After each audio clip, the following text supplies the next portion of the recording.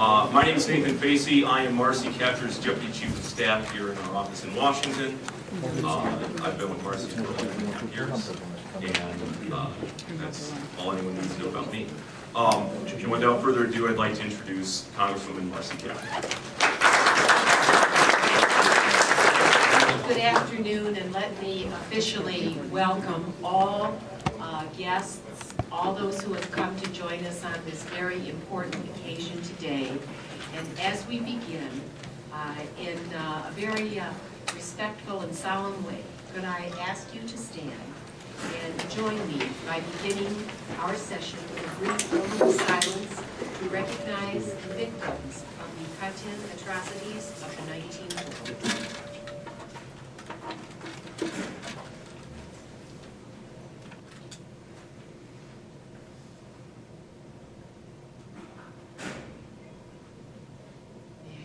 Please be seated. Thank you so very much. Let me say, as a congresswoman from the great state of Ohio, it is a particular momentous occasion for me personally, and I want to thank you all for joining us today to help make history whole.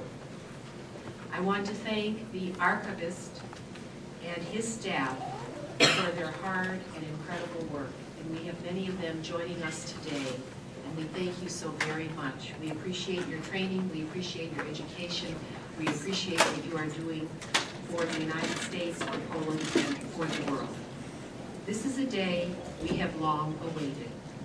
Today we make available to the public, to the world, really, information that has been in the possession of the United States government for over a century about the infamous World War II massacre in the Katyn forest.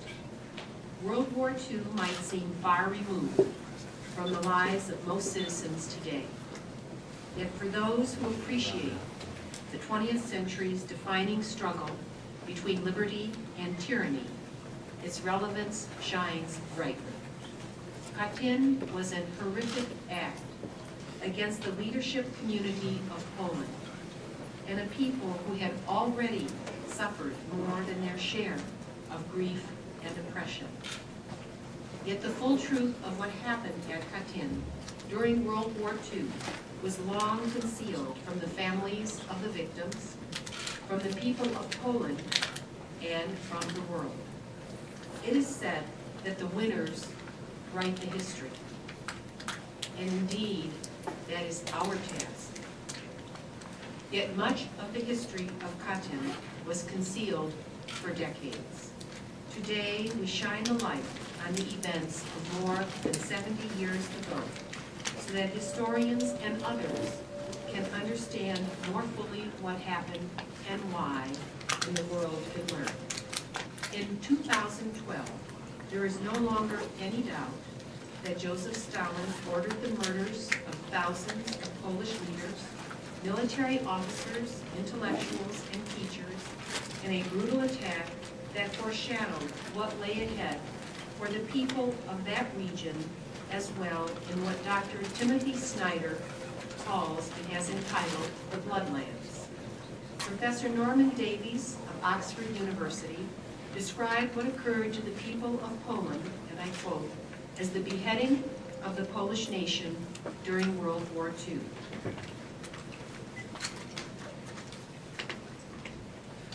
Professor Iwo Pogonowski writes as recently as this month, and I quote, "The public in the West knows very little about the cooperation between the Gestapo with the Soviet secret police in the long-prepared joint program of the beheading of the Polish nation by murdering its leadership class. During the 20 months of the Hitler-Stalin partnership, the Soviets deported some 1,700,000 people from Poland, including nearly 22,000 Polish army and police officers and members of the Polish state administration that were captured during the hostilities. 60 years ago, a select House committee, the Madden Committee, after investigating the available evidence, unanimously concluded that the Soviets had been responsible for the massacre, which the Soviets steadfastly denied until Mikhail Gorbachev implemented glasnost. The work of the Madden Committee, with its lead investigator, Roman Kuczynski, who later served as a member of the Congress of the United States from the city of Chicago, was crucial in making the truth of what happened at Katyn known to the world. We are joined by Congressman Kuczynski's daughter, a real Judge Aurelia Kuczynski, here today. If she could stand up and be recognized.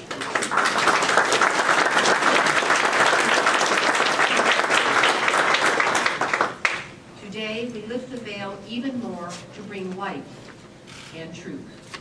Why does it matter? It matters for truth.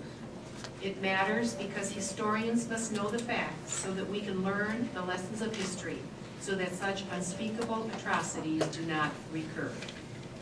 It matters for morality. It matters because we have a moral obligation to those valiant souls who brutally lost their beings to tyranny, to pursue the, and I quote from my own alma mater's motto, the continual sifting and winnowing by which alone the truth can be found. It matters for liberty. It matters because historical truth is essential to liberty's advance. Poland is a strong ally to the United States. The flame of liberty has burned in Poland's soul since the time that Generals Kosciuszko and Pulaski helped our own nation win its independence. Yet the liberty-loving people of Poland were long denied their fervent desire to be free. And it matters for history's sake. It matters because we have an obligation to history and to truth itself. As the heirs of freedom, it is our responsibility to reveal the full story of the martyrs at Katyn and the geopolitics that impacted this historic tragedy. I cannot thank everyone gathered here today enough who helped in this gallant effort and this noble effort to search truth for history's sake.